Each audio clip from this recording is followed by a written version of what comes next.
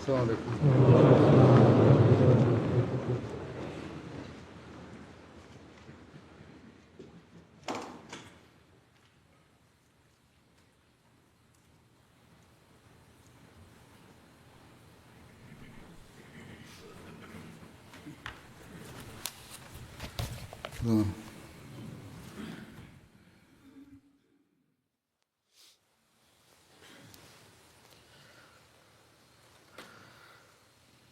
اللہ اکبر اللہ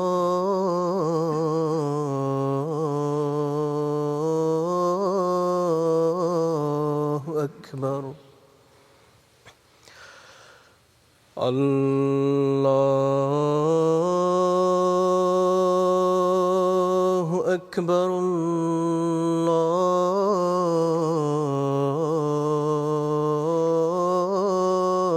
اللہ اکبر أشهد أن لا إله إلا الله أشهد أن لا إله إلا الله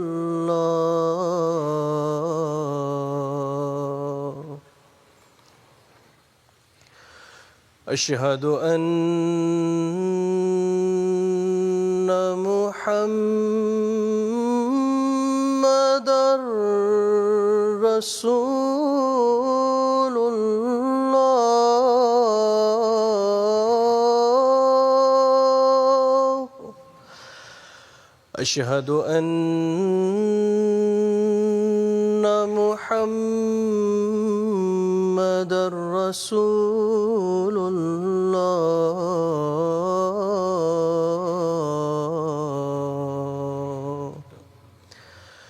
حي على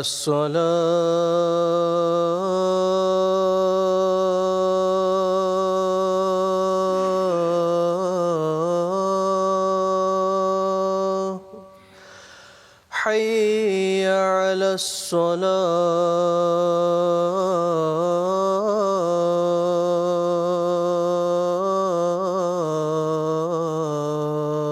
الصلاة حي على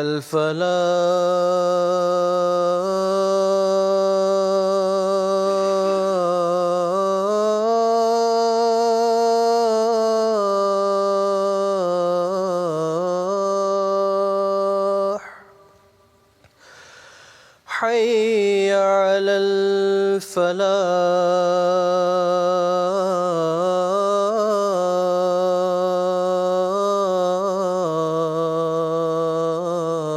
الفلاح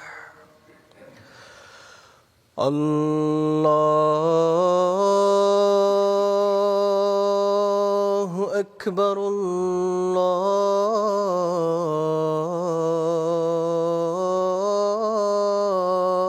الله أكبر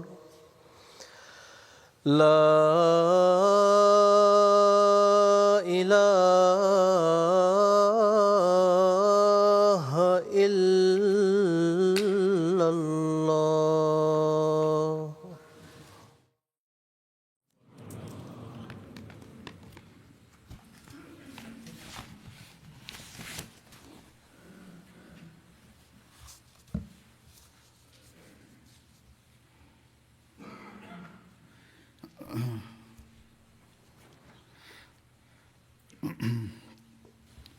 أشهد أن لا إله إلا الله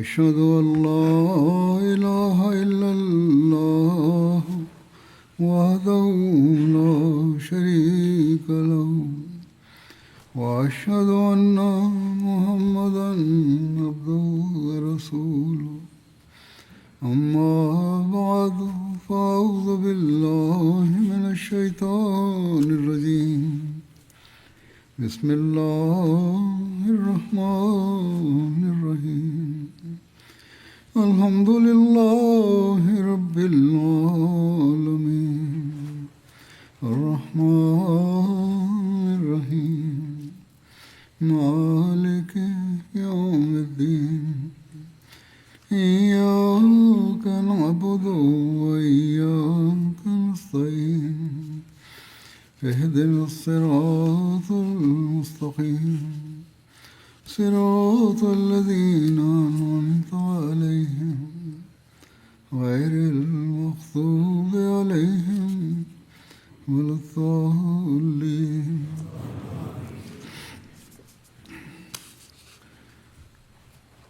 میں نے گزشتہ خطبے میں حضرت صلی اللہ علیہ وسلم کی سیرت کے حوالے سے آپ کی محبت الہی کے پہلو کا ذکر کیا تھا. اس بارے میں بھی آج مزید کچھ بیان کروں گا.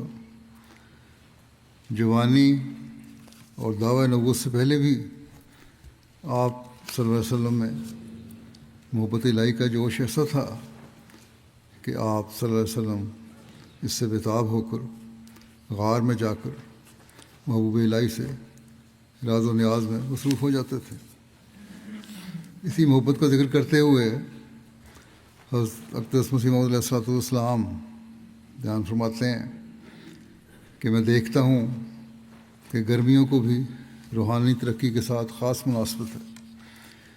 حضرت صلی اللہ علیہ وسلم کو دیکھو کہ آپ کو اللہ تعالیٰ نے مکہ جیسے شہر میں پیدا کیا اور پھر آپ ان گرمیوں میں تنہا غار حرا میں جا کر اللہ تعالیٰ کی عبادت کیا کرتے تھے. وہ کیسا عجیب زمانہ ہوگا. آپ ہی ایک پانی کا مشکیزہ اٹھا کر لے جایا کرتے ہوں گے. اصل بات یہ ہے کہ جب اللہ تعالیٰ کے ساتھ انس اور ذوق پیدا ہو جاتا ہے تو پھر دنیا اور اہل دنیا سے ایک نفرت اور کراہت پیدا ہو جاتی ہے. بالطبع تنہائی اور خلوت پسند آتی ہے. حضرت صلی اللہ علیہ وسلم کی بھی یہی حالت تھی. اللہ تعالیٰ کی محبت میں آپ اس قدر فنا ہو چکے تھے کہ آپ اس تنہائی میں ہی پوری لذت اور ذوق پاتے تھے. ایسی جگہ میں جہاں کوئی آرام اور راحت کا سامان نہ تھا، جہاں جاتے ہوئے بھی ڈر لگتا ہو، آپ وہاں کئی راتیں تنہا گزارتے تھے. اس سے یہ بھی معلوم ہوتا ہے کہ آپ کیسے بہادر اور شجاع تھے. جب خدا تعالیٰ سے تعلق شدید ہو تو پھر شجاعت بھی آ جاتی ہے. اس لیے مومن کبھی بزدل نہیں ہوتا. اہل دنیا بزدل ہوتے ہیں، ان میں حقیقی شجاعت نہیں ہوتی. اس بات کو سن کر کہ خدا تعالیٰ سے جس قدر تعلقات شدید ہوتے ہیں اور ایسے لوگ تنہائی اور خلوت کو پسند کرتے ہیں، بعض لوگ اعتراض کرتے ہیں کہ پھر نبیوں اور رسولوں کی بیوی بچے کیوں ہوتے ہیں؟ اگر اتنا ہی پسند کرتے ہیں خلوت کو تو بیوی بچے کو رکھتے ہیں، شادیاں کراتے ہیں. وہ بازاروں میں چلتے پھرتے اور کھاتے پیتے ہیں. قرآن شریف میں بھی اس کا ذکر آیا ہے. مگر افسوس ہے کہ ایسا اعتراض کرنے والے نہیں سوچتے کہ ان لوگوں کی تو ایسی مثال ہے جیسے ایک شخص کسی کے دروازے پر بھیک مانگنے جاوے اور ایک اس کا دوست ہو اور محض اس سے ملنے ہی کے لیے گیا ہو. اب اگر وہ دوست اپنے دوست کے سامنے پلاؤ وغیرہ لا کر رکھ دیتا ہے تو اس میں اس کا کیا قصور ہے؟ دو شخص جا رہے ہیں، ایک بھیک مانگنے گیا ہے، ایک دوست کے طور پر گیا ہے.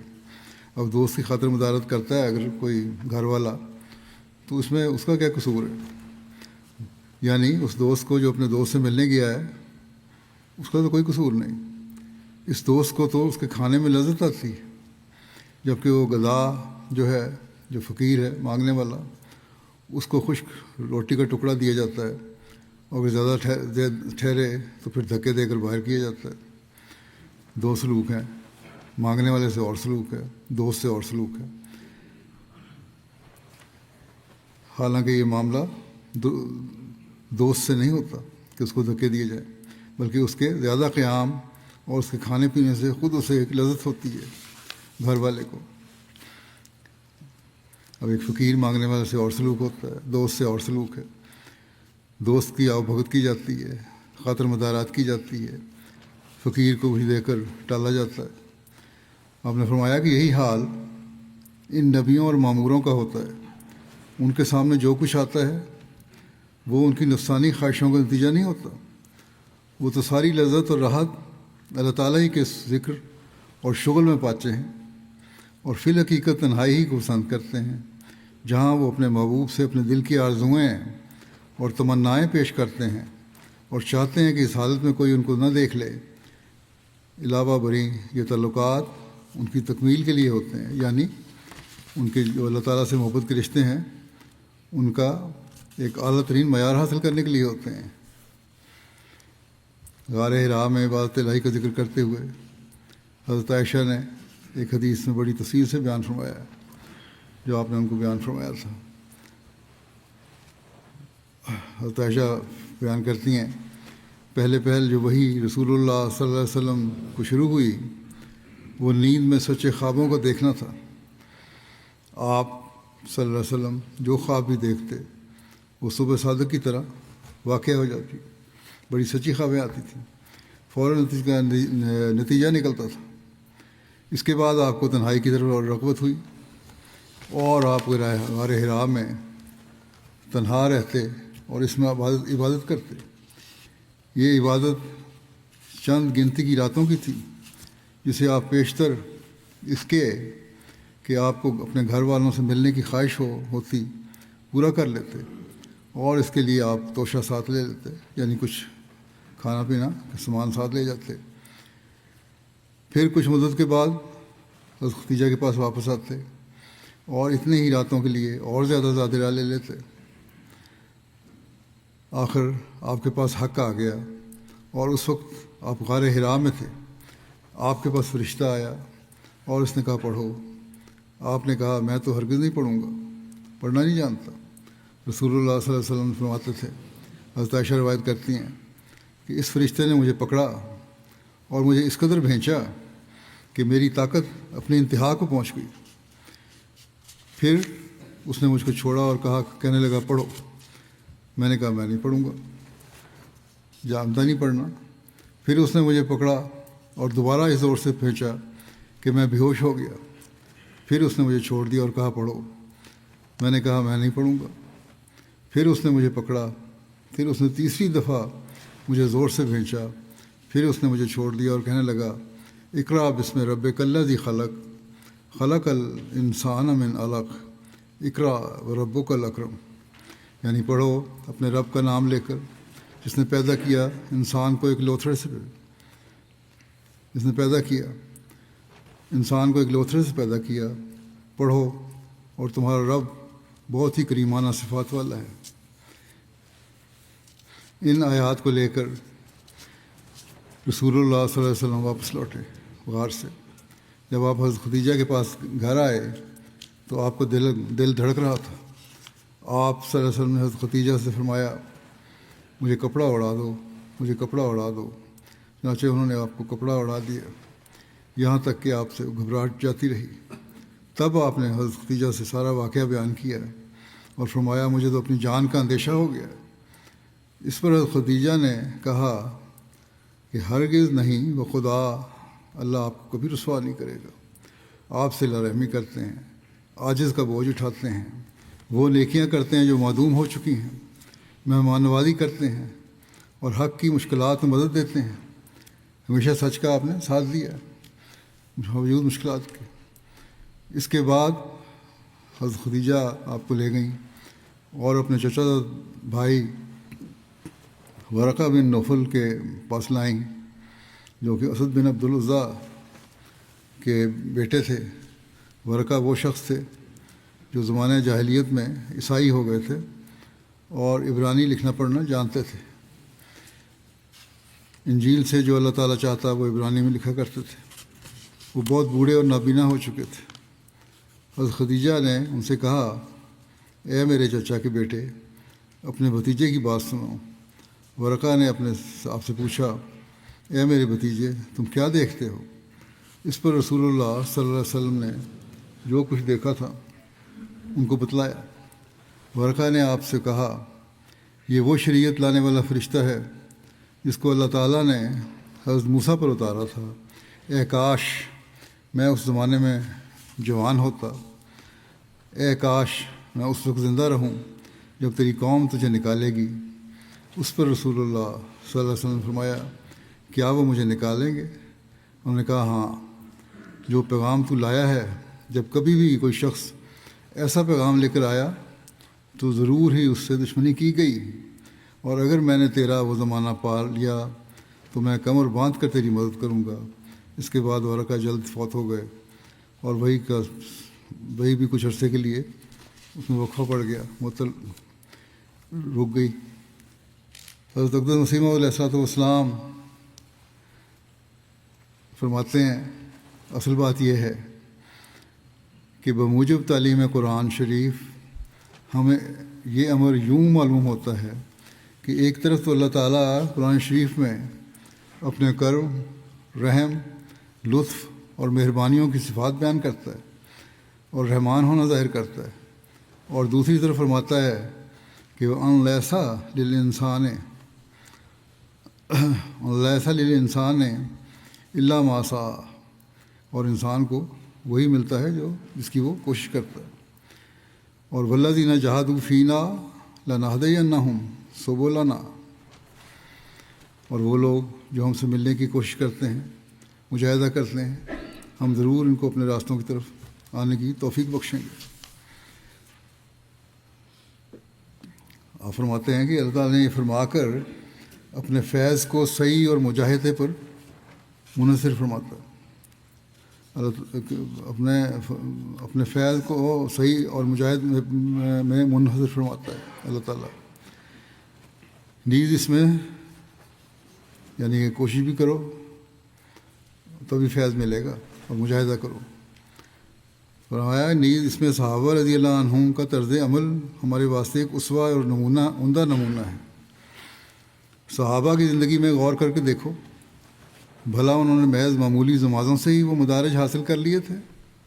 نہیں، بلکہ انہوں نے تو خدا کی رضا کے حصول کے لیے اپنی جانوں تک کی پرواہ نہیں کی، اور بھیڑ بکریوں کی طرح خدا کی راہ میں قربان ہو گئے، جب جا کر کہیں ان کو یہ رتبہ حاصل ہوا تھا۔ صحابہ نے حضرت صلی اللہ علیہ وسلم کی صحبت میں محبت الہی کو حاصل کرنے کی کوشش کی، اور اس کے لیے ہر قربانی کے لیے تیار ہو گئے، اور قربانیاں دی بھی، پھر ایک رتبہ بھی پایا جس سے اللہ تعالیٰ ان سے راضی ہو گیا۔ آپ فرماتے ہیں، اکثر لوگ ہم نے ایسے دیکھے ہیں کہ وہ یہی چاہتے ہیں کہ ایک پھونک مار کر ان کو درجات دلا دیے جائیں اور عرش تک ان کی رسائی ہو جائے۔ آپ نے فرمایا کہ ہمارے رسول اکرم صلی اللہ علیہ وسلم سے بڑھ کر کون ہوگا؟ وہ افضل البشر، افضل الرسل والانبیاء تھے۔ جب انہوں نے ہی پھونک سے وہ کام نہیں کیے تو اور کون ہے جو ایسا کر سکے؟ دیکھو آپ نے غار حرا میں کیسے کیسے ریاضات کیے، خدا جانے کتنی مدت تک تضرعات اور گریہ وزاری کیے، تزکیہ کے لیے کیسے کیسے کیسی جاں فشانیاں اور سخت سے سخت محنتیں کیے، جب جا کر کہیں خدا تعالیٰ کی طرف سے فیضان نازل ہوا۔ اصل بات یہی ہے کہ انسان خدا کی راہ میں جب تک اپنے اوپر ایک موت اور حالت فنا وارد نہ کر لے تب تک ادھر سے کوئی پرواہ نہیں کی جاتی۔ البتہ جب خدا دیکھتا ہے کہ انسان نے اپنی طرف سے کمال کوشش کی ہے اور میرے پانے کے واسطے اپنے اوپر موت وارد کر لی ہے، تو پھر وہ انسان پر خود ظاہر ہوتا ہے، اس کو نوازتا ہے اور قدرت نمائی سے بلند کرتا ہے۔ ایک جگہ فرماتے ہیں کہ انبیاء کی طبیعت اسی طرح واقع ہوتی ہے کہ وہ شہرت کی خواہش نہیں کیا کرتے۔ کسی نبی نے کبھی شہرت کی خواہش نہیں کی۔ ہمارے نبی کریم صلی اللہ علیہ وسلم بھی خلوت اور تنہائی کو پسند کرتے تھے۔ آپ عبادت کرنے کے لیے لوگوں سے دور تنہائی کی غار میں، جو غار حرا ہی چلے جاتے تھے۔ یہ غار اس قدر خوفناک تھی کہ کوئی انسان اس میں جانے کی ضرورت نہ کر سکتا تھا، لیکن آپ نے اس کو اس لیے پسند کیا ہوا تھا کہ وہاں کوئی ڈر کے مارے بھی نہ پہنچے۔ آپ بالکل تنہائی چاہتے تھے، شہرت کو ہرگز پسند نہیں کرتے تھے، مگر خدا کا حکم ہوا، یا ایھا المدثر قم فانذر، کہ اے کمبل اوڑھنے والے کھڑا ہو جاؤ اور لوگوں کو ہوشیار کر۔ اس حکم میں ایک جبر معلوم ہوتا ہے اور اس لیے جبر سے حکم دیا گیا ہے کہ آپ تنہائی کو جو آپ کو بہت پسند تھی اب چھوڑ دیں۔ بس جب اللہ تعالیٰ کی محبت انتہا کو پہنچ گئی اور آپ کا مجاہدہ بھی انتہا کو پہنچ گیا تو آپ کو اللہ تعالیٰ نے اپنی آخری شریعت پھیلانے کے لیے دنیا میں بھیج دیا۔ آپ فرماتے ہیں کہ یہ اللہ تعالیٰ سے محبت و عشق تو تھا لیکن ایک مجاہدہ بھی تھا جس کی وجہ سے اللہ تعالیٰ نے پھر آپ کو بے شمار نوازا، اور ہر انسان اپنے اپنے مرتبے کے لحاظ سے جب تک صحیح نہ کرے، کوشش نہ کرے، اللہ تعالیٰ تک پہنچنا مشکل ہوتا ہے۔ اللہ تعالیٰ کی محبت میں آپ صلی اللہ علیہ وسلم کی نمازوں کی یہ کیفیت تھی کہ مترف اپنے والد سے روایت کرتے ہیں کہ انہوں نے کہا میں نبی صلی اللہ علیہ وسلم کے پاس آیا اور آپ نماز پڑھ رہے تھے، آپ کے سینے سے ہنڈیا کے ابلنے کی آواز کی طرح آواز آ رہی تھی، آپ اتنی شدت سے رو رہے تھے اور آہوازاری کر رہے تھے کہ یوں لگ رہا تھا جیسے ہنڈیا میں پانی ابل رہا ہے۔ اسی طرح ایک روایت حضرت عائشہ بیان کرتی ہیں، تو ذکر گزشتہ ایک خطبے میں کر چکا ہوں کہ آپ اتنی زیادہ عبادت کرتے تھے، کرتے اور کھڑے ہوتے عبادت کے وقت میں کہ آپ کے پاؤں متورم ہو جاتے، سوج جاتے۔ حضرت مسلم موعود رضی اللہ عنہ حضرت صلی اللہ علیہ وسلم کی محبت اور عبادتوں کا ذکر کرتے ہوئے ایک جگہ فرماتے ہیں، یہ تھوڑا سا حصہ میں پہلے بھی بیان کر چکا ہوں گزشتہ سے پہلے خطبے میں جو سیرت کا بیان کیا تھا میں نے، لیکن اس کی کچھ مزید تفصیل بھی ہے، وہ بھی بیان کرتا ہوں۔ اس سے آپ کے اللہ تعالیٰ سے عشق و محبت کی مزید وضاحت ہو جاتی ہے۔ حضرت مسلم لکھتے ہیں کہ حضرت عائشہ فرماتی ہیں کہ جب آپ مرض الموت میں مبتلا ہوئے تو سخت ذوف کی وجہ سے نماز پڑھانے پر قادر نہ تھے، اس لیے آپ نے حضرت ابوبکر کو نماز پڑھانے کا حکم دیا۔ جب حضرت ابوبکر رضی اللہ عنہ نے نماز پڑھانی شروع کی تو آپ نے کچھ آرام محسوس کیا اور نماز کے لیے نکلے۔ حضرت عائشہ فرماتی ہیں کہ حضرت ابوبکر کا نماز پڑھانے کا حکم دینے کے بعد جب آپ نے مرض میں خفت محسوس کی تو آپ آدمیوں کے سہارے نماز پڑھنے کے لیے نکلے۔ آپ فرماتی ہیں کہ اس وقت میری آنکھوں کے سامنے وہ نظارہ ہے کہ شدت درد کی وجہ سے آپ کے قدم زمین سے چھوتے جاتے تھے۔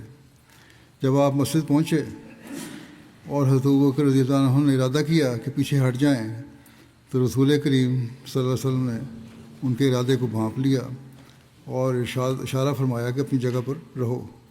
پھر آپ کو وہاں لایا گیا اور آپ حضرت ابوبکر رضی اللہ عنہ کے پاس بیٹھ گئے۔ اس کے بعد رسول کریم صلی اللہ علیہ وسلم نے نماز پڑھنی شروع کی اور حضرت ابوبکر نے آپ کی نماز کے ساتھ ساتھ نماز پڑھنی شروع کی اور باقی لوگ حضرت ابوبکر کی نماز کی اتباع کرنے لگے۔ اس حدیث سے معلوم ہوتا ہے کہ آپ کو کیسی خطرناک بیماری ہو آپ خدا تعالیٰ کی یاد کو نہ بھلاتے۔ عام طور پر لوگوں کو دیکھا گیا ہے ذرا تکلیف ہوئی اور سب باتیں بھول گئیں، نماز با جماعت اور دوسری شرائط کی ادائیگی میں تو اکثر کوتاہی ہو جاتی ہے، لیکن آپ کا یہ حال تھا کہ معمولی بیماری تو لگ رہی، اس مرض میں جس میں آپ فوت ہو گئے اور جس کی شدت کا یہ حال تھا کہ آپ کو بار بار غش آ جاتے تھے اور اٹھنے سے قاصر تھے، لیکن جب نماز شروع ہو گئی تو آپ برداشت نہ کر سکے کہ خاموش گھر میں بیٹھے رہیں۔ اسی وقت دو آدمیوں کے کندھے پر سہارا لے کر باوجود اس کمزوری کے کہ قدم لڑکھڑاتے جاتے تھے نماز با جماعت کے لیے مسجد میں تشریف لے آئے۔ بے شک ظاہراً یہ بات معمولی معلوم ہوتی ہے، لیکن ذرا رسول کریم صلی اللہ علیہ وسلم کی اس حالت کو دیکھو جس میں آپ مبتلا تھے، پھر اس ذکر الہی کے شوق کو دیکھو کہ جس کے ماتحت آپ نماز کے لیے دو آدمیوں کے کندھوں پر ہاتھ رکھ کر تشریف لائے، تو معلوم ہوگا کہ یہ واقعہ کوئی معمولی واقعہ نہ تھا، بلکہ آپ کے دل میں ذکر الہی کا جو شوق تھا اس کے اظہار کا ایک آئینہ ہے۔ ہر ایک صاحب بصیرت سمجھ سکتا ہے کہ ذکر الہی آپ کی غذا تھی اور اس کے بغیر آپ اپنی زندگی میں کوئی لطف نہ پاتے تھے۔ اسی کی طرف آپ نے اشارہ فرمایا ہے کہ جن چیزوں سے مجھے محبت ہے ان میں سے ایک قرۃ عینی فی الصلاۃ، یعنی نماز میں میری آنکھیں ٹھنڈی ہو جاتی ہیں۔ شریعت کے لحاظ سے آپ کا باجماعت نماز پڑھنا یا مسجد میں آنا کوئی ضروری امر نہ تھا، کیونکہ بیماری میں شریعت اسلام کسی کو ان شرائط کے پورا کرنے پر مجبور نہیں کرتی۔ گھر میں نماز پڑھ سکتے ہیں بیماری ہو تو، لیکن یہ عشق کی شریعت تھی۔ ایک تو وہ شریعت کا حکم تھا، لیکن آپ صلی اللہ علیہ وسلم کی جو شریعت جو عمل تھا وہ عشق کی شریعت تھی، جو حضرت صلی اللہ علیہ وسلم کا اظہار تھا۔ وہ تو شریعت کے احکام تھے، لیکن یہ عشق کی شریعت تھی، یہ عشق کی باتیں تھیں، یہ محبت کے احکام تھے جو اس سے بڑھ کر تھے۔ اس میں عشق اور محبت ٹپک رہی تھی۔ بے شک شریعت آپ کو اجازت دیتی تھی کہ آپ گھر میں ہی نماز ادا فرماتے، لیکن آپ کو ذکر الہی سے جو محبت تھی وہ مجبور کرتی تھی کہ خواہ کچھ بھی ہو آپ ہر ایک تکلیف برداشت کر کے تمام شرائط کے ساتھ ذکر الہی کریں اور اپنے پیارے کو یاد کریں۔ جب اس تکلیف کی حالت میں آپ کو ذکر الہی سے یہ وابستگی تھی تو صحت کی حالت میں قیاس کیا جا سکتا ہے۔ آدمی سوچ سکتا ہے کہ آپ کس جوش کے ساتھ اپنے پیارے کے ذکر میں مشغول رہتے ہوں گے۔ رسول کریم صلی اللہ علیہ وسلم کو اللہ تعالیٰ سے ایسا تعلق تھا کہ خدا تعالیٰ کا ذکر آتے ہی آپ کے اندر ایک جوش پیدا ہو جاتا تھا۔ آپ کو خدا تعالیٰ سے ایسی محبت تھی کہ تندرستی اور بیماری میں خدا تعالیٰ کا ذکر ہی آپ کی غذا تھا، اور یہی بات آپ اپنی امت اور اپنے لوگوں میں پیدا کرنا چاہتے تھے کہ ان کو بھی اس چیز کی عادت پڑے۔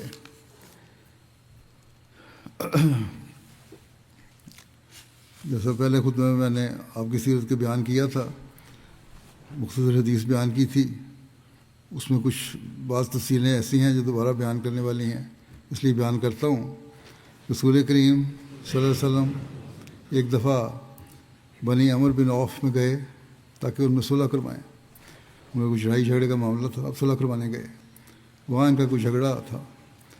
اس دوران نماز کا وقت آ گیا اور مسجد نبوی میں مؤذن نے اذان دی، اور پھر حضرت ابوبکر کے پاس آیا اور کہا کہ کیا آپ لوگوں کو نماز پڑھائیں گے، میں اقامت کہہ دوں؟ آپ نے جواب دیا کہ ہاں۔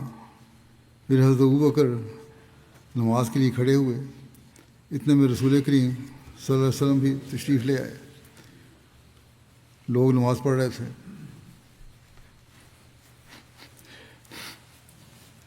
آپ اس دوران ایک راستے سے گزر کے آگے چلے گئے اور پہلی صف میں جا کر کھڑے ہو گئے۔ جب آپ کی آمد کی اطلاع ہوئی تو لوگ تالیاں پیٹنے لگے تاکہ حضرت ابوبکر کو معلوم ہو جائے، لیکن حضرت ابوبکر نماز میں کسی دوسری طرف توجہ نہ فرماتے تھے۔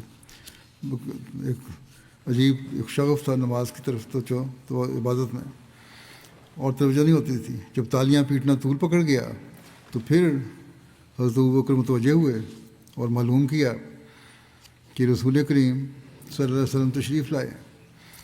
رسول کریم صلی اللہ علیہ وسلم نے آپ کی طرف اشارہ فرمایا کہ اپنی جگہ ٹھہرے رہو۔ اس پر حضرت ابوبکر نے اپنے ہاتھ اٹھائے اور اس عزت افزائی پر خدا تعالیٰ کا شکر اور حمد ادا کی۔ پھر آپ پیچھے ہٹ گئے اور صف میں مل گئے، اور رسول کریم صلی اللہ علیہ وسلم آگے بڑھے اور نماز پڑھائی۔ سلام پھیرنے کے بعد فرمایا کہ اے ابوبکر، جب میں نے حکم دیا تھا پھر تمہیں کون سی چیز مانے ہوئی کہ نماز مانے تھی کہ نماز پڑھانے میں؟ اس پر حضرت ابوبکر نے جواب دیا کہ جیسا کہ پہلے میں بیان کر چکا ہوں کہ ابن ابی قحافہ کی کیا حیثیت تھی کہ رسول کریم صلی اللہ علیہ وسلم کے آگے کھڑا ہو کر نماز پڑھاتا۔ پھر حضرت صلی اللہ علیہ وسلم لوگوں کی طرف متوجہ ہوئے اور فرمایا کہ میں نے دیکھا ہے کہ تم لوگوں نے اس قدر تالیاں پیٹی ہیں، نماز میں اگر کوئی حادثہ پیش آئے تو چاہیے کہ سبحان اللہ کہے، کیونکہ جب وہ سبحان اللہ کہے گا تو خود ہی اس کی طرف توجہ ہوگی، اور تالیاں پیٹنا تو عورتوں کا کام ہے۔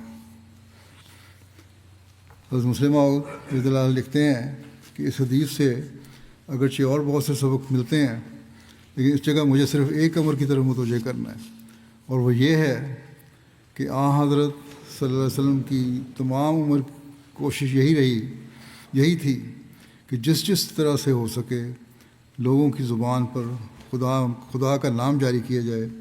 خود تو جس طرح آپ ذکر میں مشغول رہتے اس کا حال تو بیان ہو چکا ہے، مگر اس حدیث سے یہ معلوم ہوتا ہے کہ آپ ہر ایک کی زبان پر یہی الفاظ دیکھنا چاہتے تھے. اب ہمیں دیکھنا چاہیے، ہم اپنے جائزہ لیں، کیا ہمیں بھی اللہ تعالیٰ کا خیال دل میں ہر وقت رہتا ہے جس طرح آن رسول وسلم چاہتے تھے اپنی امت سے؟ کیا ہمارے دل میں اتنا درد ہے یا ہم صرف اپنی دنیاوی مقاصد کے لیے ہی نمازوں کی طرف اور اللہ تعالیٰ کے ذکر کی طرف توجہ کرتے ہیں، عام حالات میں بھول جاتے ہیں؟ پھر آپ لکھتے ہیں کہ بہت سے واقعات ہیں جن سے معلوم ہوتا ہے کہ آپ چاہتے تھے کہ خدا تعالیٰ کا ذکر زیادہ کیا جائے. چنانچہ چھینک پر،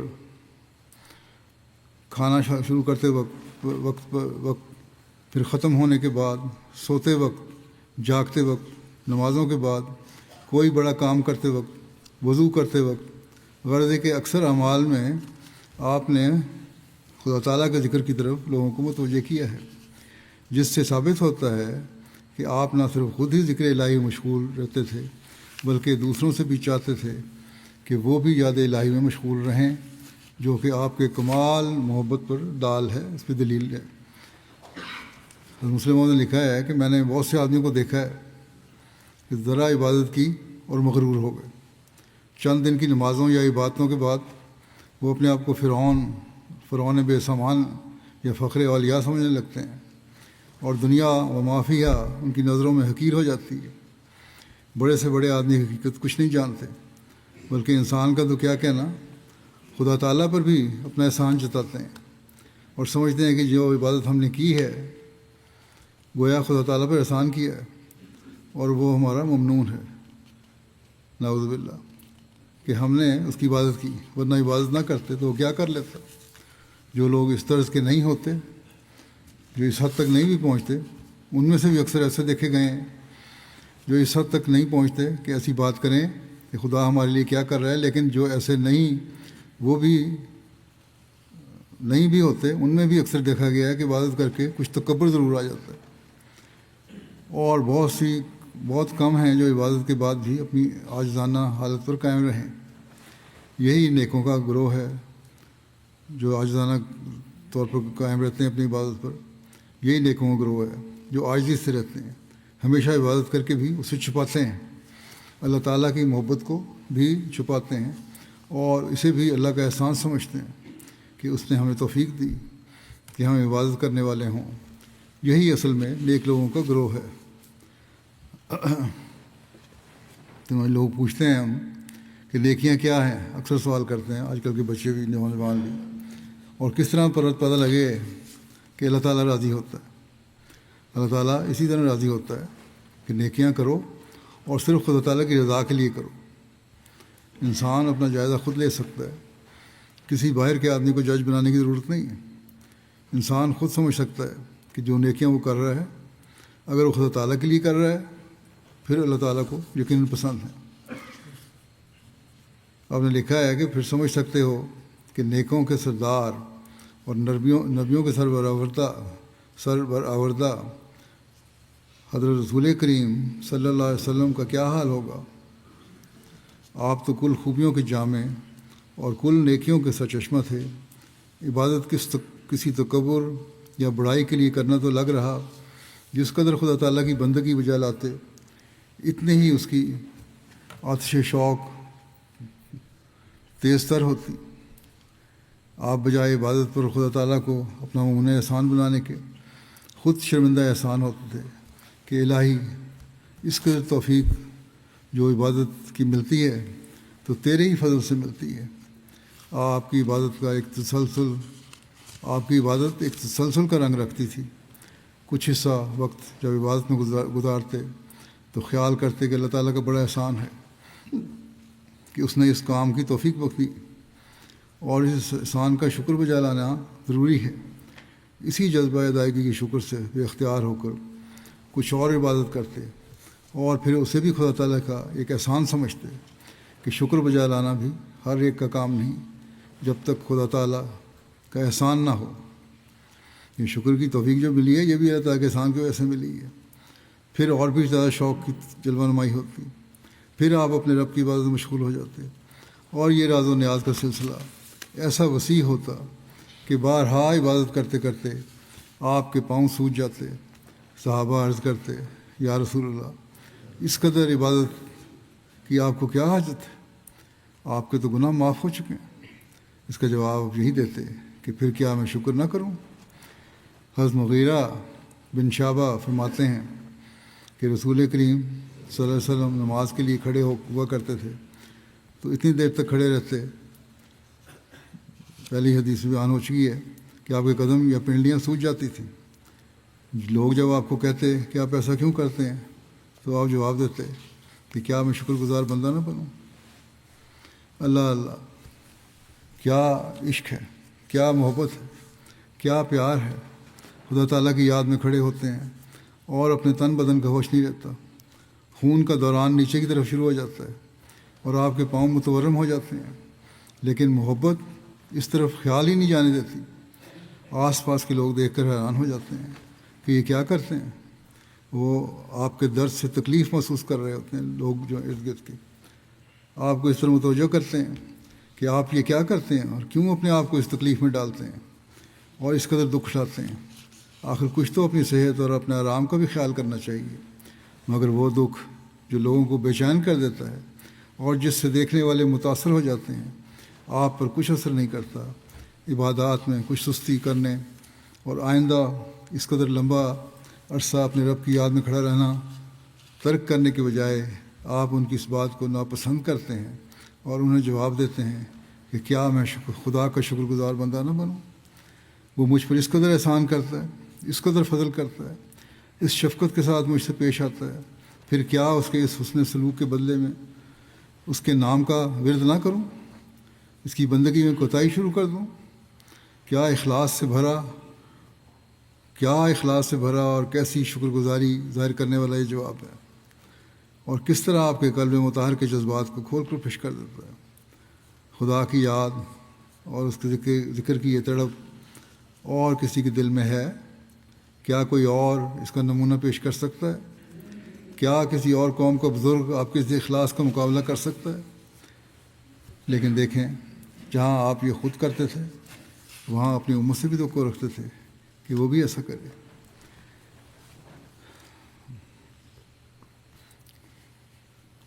پھر آپ نے فرمایا اس سلسلے میں مسلم موعود نے کہ آپ کس طرح اپنے کاموں میں مشغول رہتے تھے۔ یہ نہیں کہ صرف عبادت کر لی اور باقی کام ختم ہو گئے، اور یہی نہیں کہ آپ صلی اللہ علیہ وسلم رات کے وقت عبادت کے لیے اٹھ کر کھڑے ہو جاتے اور دن بھر سوئے رہتے تھے، کیونکہ اگر ایسا ہوتا تو پھر اس شوق اور تڑپ کا پتہ نہ لگتا جو اس صورت میں ہے کہ دن بھر بھی آپ خدا تعالیٰ کے نام کی اشاعت اور اس کی اطاعت و فرمانبرداری کا رواج دینے کی کوشش میں لگے رہتے، خود 5 وقت میں امام ہو کر نماز پڑھاتے تھے، دور دور کے جو وفود اور سفراء آتے تھے ان کے ساتھ خود ہی ملاقات کرتے اور ان کے مطالبات کا جواب دیتے، جنگوں کی کمان بھی خود ہی کرتے، صحابہ کو قرآن شریف کی تعلیم بھی دیتے، جج بھی خود تھے، تمام دن جس قدر جھگڑے لوگوں میں ہوتے ان کا فیصلہ کرتے، اموال کا انتظام، بیت المال کا انتظام،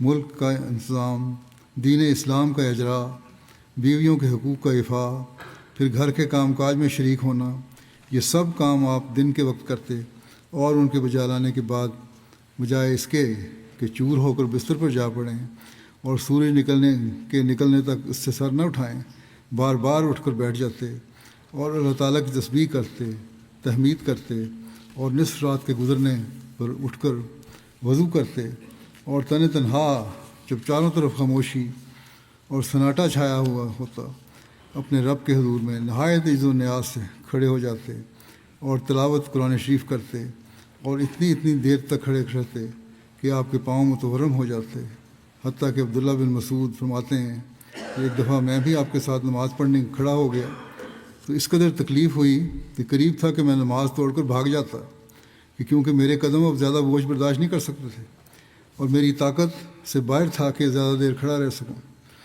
یہ بیان اس شخص کا ہے جو نوجوان اور رسول کریم صلی اللہ علیہ وسلم سے عمر میں کہیں کم تھا، جسے سمجھ میں آ سکتا ہے کہ آپ کی ہمت اور جذبہ محبت ایسا تیز تھا کہ باوجود پیری کے یعنی بڑھاپے کے اور دن بھر کام میں مشغول رہنے کے، آپ عبادت میں اتنی دیر کھڑے رہتے کہ جوان اور پھر مضبوط جوان جن کے کام آپ کے کاموں کے مقابلے میں پاسنگ بھی نہ تھے، آپ کے ساتھ کھڑے نہ رہ سکے اور تھک کر رہ جاتے۔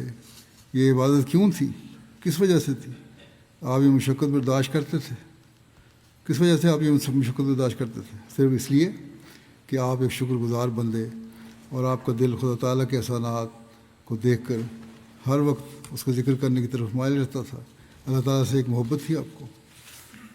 ابو سلمہ بن عبد الرحمن کی روایت ہے، انہوں نے حضرت عائشہ رضی اللہ عنہا سے پوچھا کہ رسول اللہ صلی اللہ علیہ وسلم کی نماز رمضان میں کیسی ہوتی تھی؟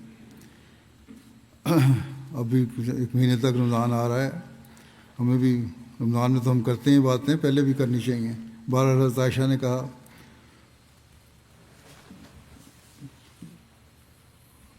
کہ فرمایا آپ صلی اللہ علیہ وسلم نہ رمضان میں اور نہ اس کے سوا اور کسی مہینہ میں 11 رکعتوں سے زیادہ بڑھاتے تھے۔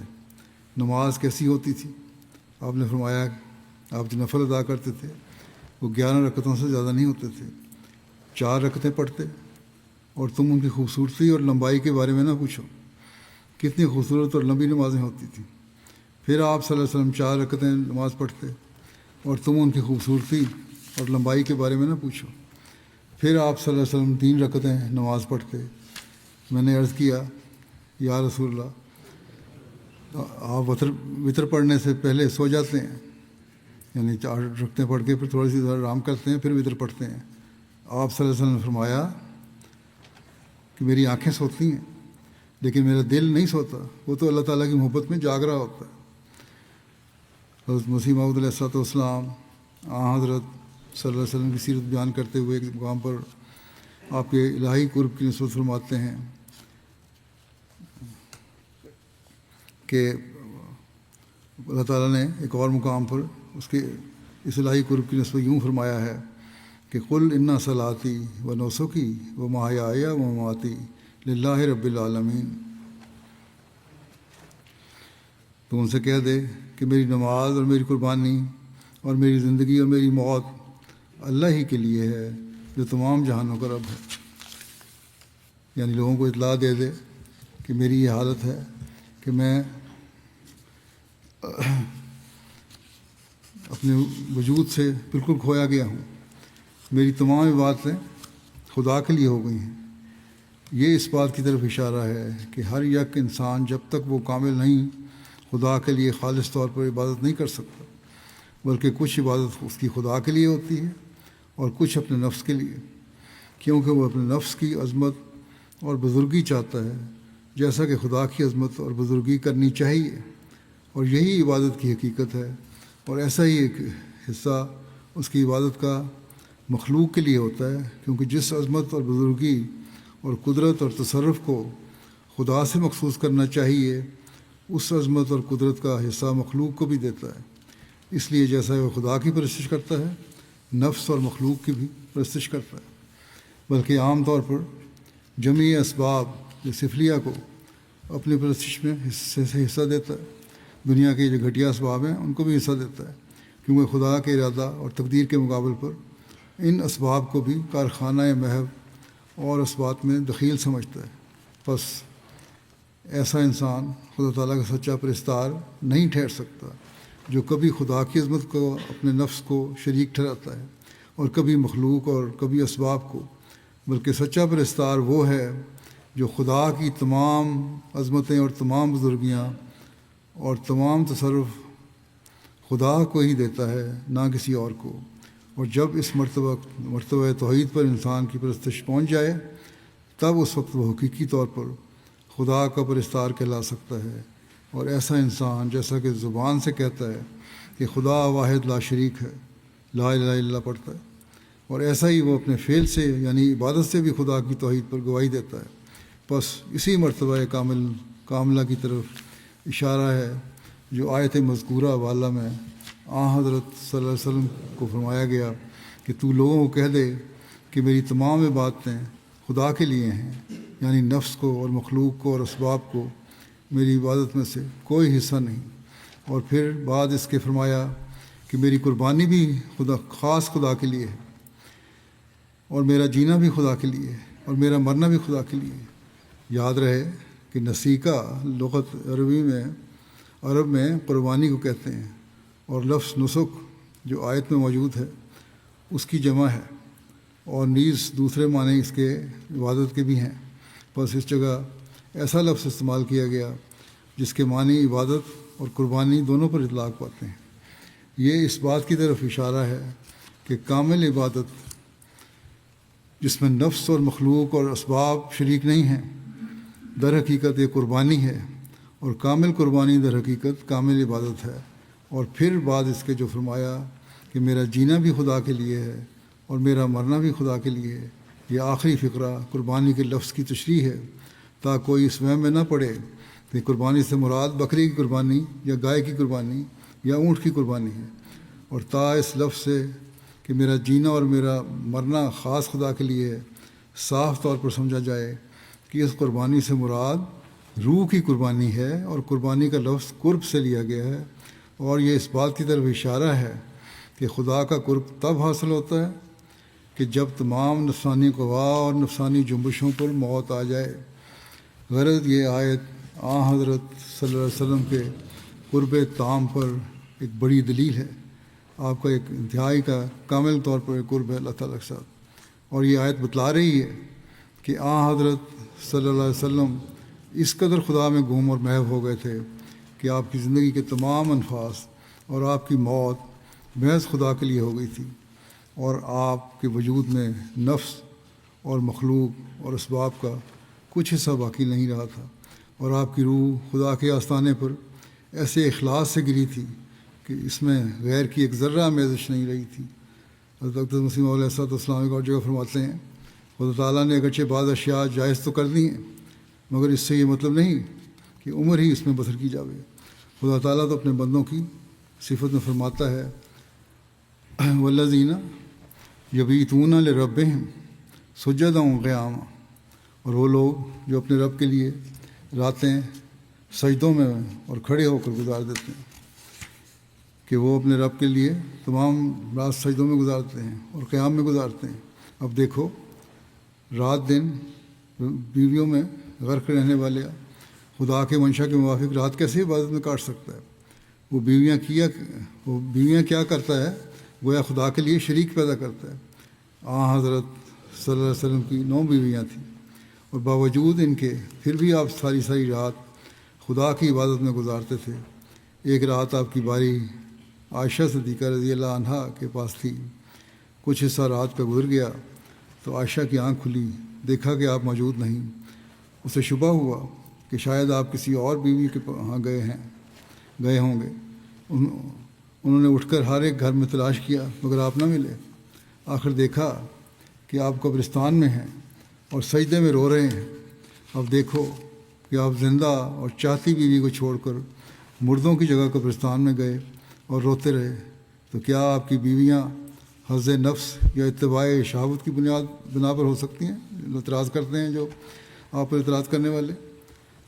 غرض کے خوب یاد رکھو کہ خدا کا اصل منشا یہ ہے کہ تم پر شہوات غالب نہ آویں، اور تقوی کی تکمیل کے لیے اگر ضرورت حقہ پیش آوے تو اور بیوی کر لو۔ یہ عام نصیحت بھی آپ نے فرمائی جماعت کے افراد کو کہ تقوی کے پیش نظر اگر بیویاں کرنی ہیں تو کرو، لیکن یہ نہیں ہے کہ ذاتی خواہشات اور شہوات کی خاطر شادیاں کی جائیں یا زیادہ بیویاں کی جائیں، جو آج کل شکایتیں بھی آتی ہیں اس کی۔ اسلام اس کی اجازت نہیں دیتا، ضرورت جائز ہونی چاہیے۔ اس لیے اسلام پر یہ اعتراض ہوتا ہے کہ اسلام میں جو ناجائز طور پر شادیاں کرتے ہیں تو وہ انہیں کی وجہ سے اعتراض ہوتا ہے کہ اسلام میں شادیوں کی اجازت ہے۔ لیکن یاد رکھنا چاہیے مسلمانوں کو بھی اور اعتراض کرنے والوں کو بھی کہ اس کے لیے بھی کچھ شرائط ہیں اور ان کو پورا کرنا ضروری ہے۔ ایک روایت میں آتا ہے، حضرت انس رضی اللہ عنہ سے روایت ہے کہ رسول اللہ صلی اللہ علیہ وسلم نے فرمایا، پہلے بھی حدیث یہ خطبہ میں بیان کر چکا ہوں کہ دنیاوی چیزوں میں سے مجھے بیوی اور خوشبو پسند ہے، لیکن سب سے زیادہ چیز جو مجھے پسند ہے اور آنکھوں کی ٹھنڈک ہے وہ میری نماز ہے۔ اس کی کیونکہ ایک وضاحت، تفصیلی وضاحت حضرت مسلم موعود کی طرف سے ملی ہے، وہ میں دوبارہ اس لیے رکھا ہے آپ نے وضاحت کی ہے اس کی کہ قرۃ عینی فی الصلاۃ کہ نماز میں میری آنکھوں کی ٹھنڈک رکھی گئی ہے۔ یہ بھی خاص امتیاز ہے جو اسلام کو دیگر مذاہب کے مقابلے میں حاصل ہے۔ دنیا میں کوئی قوم نہیں جس میں نماز کی طرح عبادت میں باقاعدگی رکھی گئی ہو۔ پچھلے تمام مذاہب ظاہری حرکات پر زور دیتے رہے یا ان میں عبادت کے اوقات اتنے فاصلے پر رکھے گئے ہیں کہ روحانیت کمزور ہو جاتی ہے، مگر صرف اسلام ہی ایک ایسا مذہب ہے کہ جس کے ماننے والوں کو ایک دن میں 5 وقت عبادت کے لیے بلایا جاتا ہے، اور کوئی مذہب ایسا نہیں۔ اب یہ لوگوں کو سوچنا چاہیے کہ 5 وقت نمازیں فرض کی گئی ہیں تو ان کا ادا کرنا بھی ضروری ہے تاکہ روحانیت بھی قائم رہے، صرف دنیا داری میں نہ پڑے رہیں۔ آپ نے لکھا کہ عیسائی اور ہندو ہفتے میں ایک بار عبادت کے لیے جاتے ہیں۔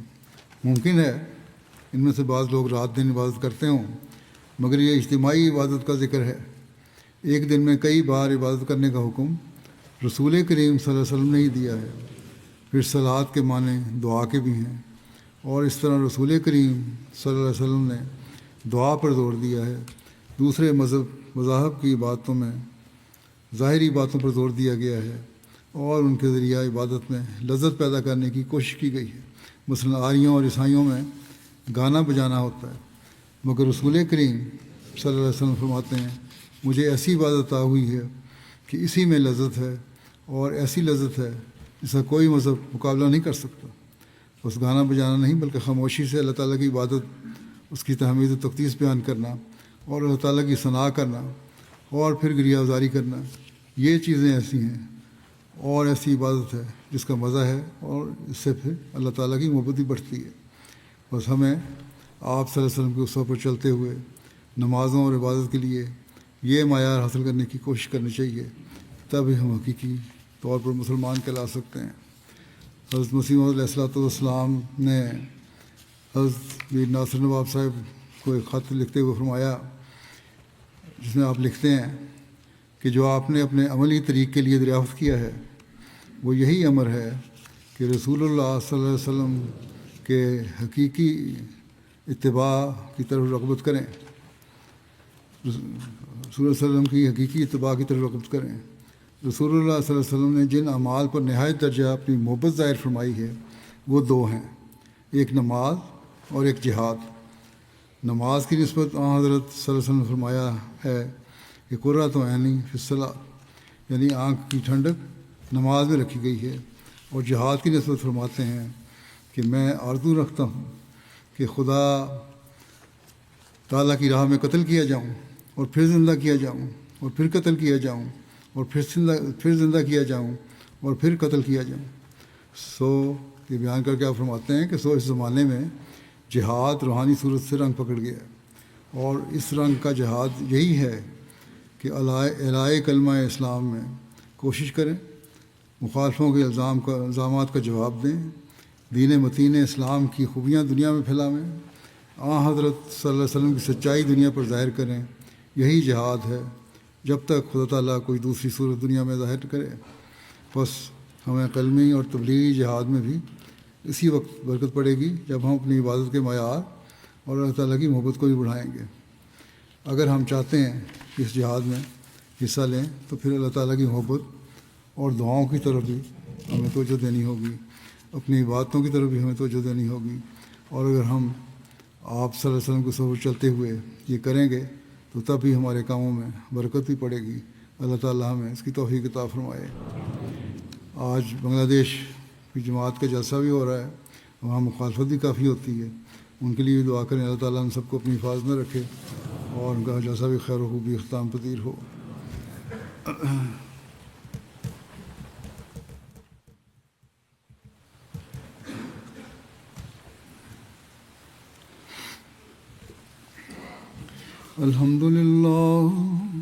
الحمد لله نحمده ونستعينه ونستغفره ونؤمن به ونتوكل عليه ونعوذ بالله من شرور أنفسنا ومن سيئات أعمالنا من يهده الله فلا مضل له ومن يضلل فلا هادي له ونشهد أن لا إله إلا الله ونشهد أن محمدا عبده ورسوله عباد الله رحمكم الله إن الله يأمر بالعدل والإحسان وإيتاء ذي القربى وينهى عن الفحشاء والمنكر والبغي